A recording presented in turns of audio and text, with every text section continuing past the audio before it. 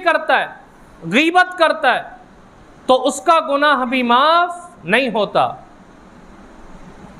हुकूक दो तरह के होते, एक हुकूकुल्लाह, एक हुकूकुल इबाद।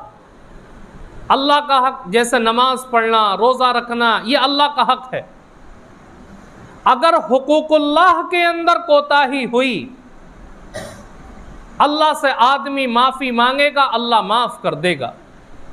लेकिन अगर हुकूकुल इबाद के अंदर कोताही हुई, किसी का दिल दुखा है, किसी का हक मारा है, तो अगर हुकूकुल इबाद में कोताही हुई, अल्लाह के सामने कितना ही गिड़गिड़ा ले इंसान, वो गुनाह उस वक्त तक माफ़ नहीं होता जब तक कि जिसका हक मारा उससे माफ़ी ना मांग ले। तो अगर हमने किसी की गीबत की, किसी की बुराई की उसके पीठ पीछे, तो जब तक ये गुनाह माफ नहीं होगा, जब तक कि उससे माफी ना मांग ले कि जिसकी बुराई की है। अल्लाह के नबी अलैहिस्सलातु वस्सलाम ने फरमाया, अल गीबतु अशद्दु मिनज़ ज़िना, गीबत ज़िना से भी बड़ा गुनाह है, बड़ा गुनाह है। इसलिए अल्लाह के नबी अलैहिस्सलातु वस्सलाम एक मौके पर सहाबा के मजमे में बैठकर कहते हैं कि देखो, अगर किसी का हक मेरे ऊपर निकल रहा हो तो वो आज मुझसे ले ले, दुनिया के अंदर मैं उसका हक चुकाने के लिए तैयार हूं। एक सहाबी खड़े हुए, कहते हैं अल्लाह के नबी, मेरा एक हक आपके ऊपर निकलता है, आपने मेरी पीठ के ऊपर एक मर्तबा मारा था। अल्लाह के नबी कहते हैं आओ मेरे पीछे और मेरी पीठ के ऊपर भी मार लो। जब वो सहाबी पीछे आए, कहा अल्लाह के नबी, जब आपने मेरी पीठ पर मारा था तो मेरी पीठ नंगी थी, आपकी पीठ के ऊपर चादर है। अल्लाह के नबी ने अपनी चादर को हटा दिया, उन्होंने मोहरे नबूवत को देख करके बोसा लिया। कहा अल्लाह के नबी, मैं अपना हक लेना नहीं चाहता था, मैं तो मोहरे नबूवत को बोसा देना चाहता था। नतीजा क्या निकला कि अल्लाह के नबी अलैहिस्सलातु वस्सलाम सहाबा के सामने ऐलान कर रहे हैं कि अगर किसी का हक मेरे ऊपर निकलता है तो वो आज दुनिया के अंदर वसूल कर ले। कौन कह रहा है? वो नबी कि जिसका अल्लाह के बाद मकाम व मर्तबा है। और किससे कहा जा रहा है? सहाबा कराम से। ये वो सहाबा थे जो अल्लाह के नबी के एक इशारे के लिए अपनी जान कुर्बान कर सकते थे। लेकिन अल्लाह के नबी को पता था कि किसी का हक मारना ये कितना बड़ा गुनाह है। तो जब इंसान किसी की गीबत और बुराई करता है तो गोया कि उसका हक मारना।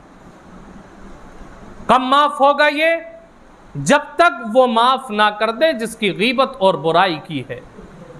इसलिए अल्लाह के नबी अलैहिस्सलाम ने फरमाया कि गीबत करने वाला भी इस रात के अंदर बख्शा नहीं जाता।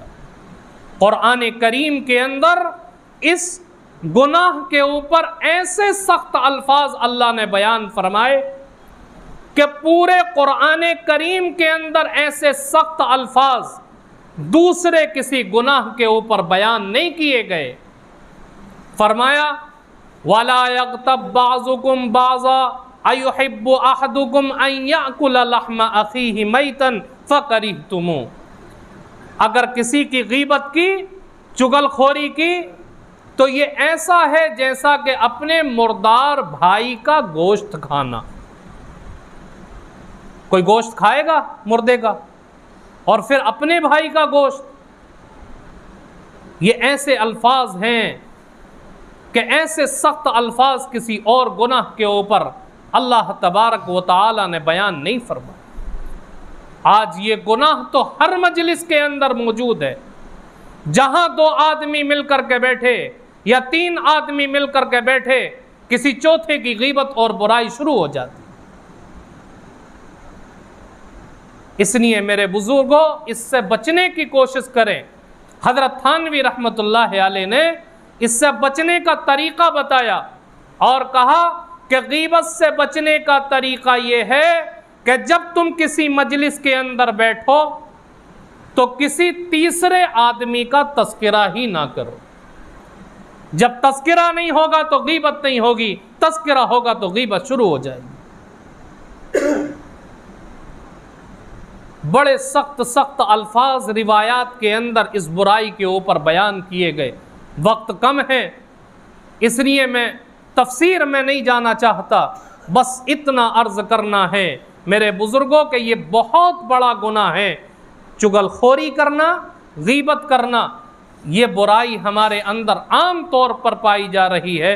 हम अहद करें कि अल्लाह आज के बाद अपने आप को इस बुराई से बचाने की कोशिश करेंगे।